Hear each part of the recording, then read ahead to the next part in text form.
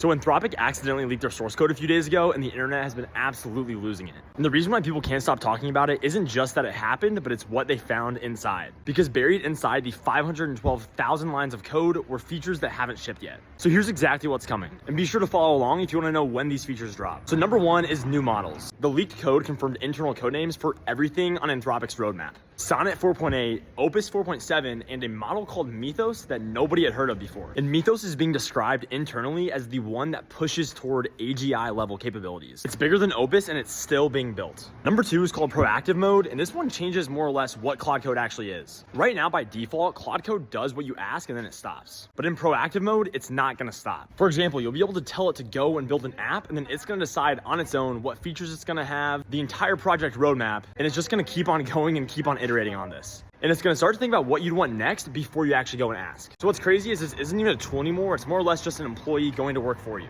And number three is the one that I did not see coming. So the leaked code references something that's called the X42 Protocol. That's a crypto-based payment system that lets Claude Code autonomously make purchases on your behalf. So say that you give it a stable coin like the USDC, it can go and buy whatever it needs to finish your project. So if you need to host an app, it's gonna go and buy the actual hosting plan itself. If you need a design template that you have to pay for, it's gonna go find one and then just pay for it. Money is no longer a blocker for what your agent can do. And number four is the wildest one that actually dropped the day after all of this got leaked. It's called Buddy. There are now 20 different animals that you can go and use in Claude Code that act as your companion. It's really interesting, but it's basically gonna live on your laptop. It's gonna react to what you're doing, and it's going to evolve based on your usage. Like I said, before 2 days ago, none of this had been announced, and it is now all out there. Be sure to follow along so you don't miss when these features actually drop.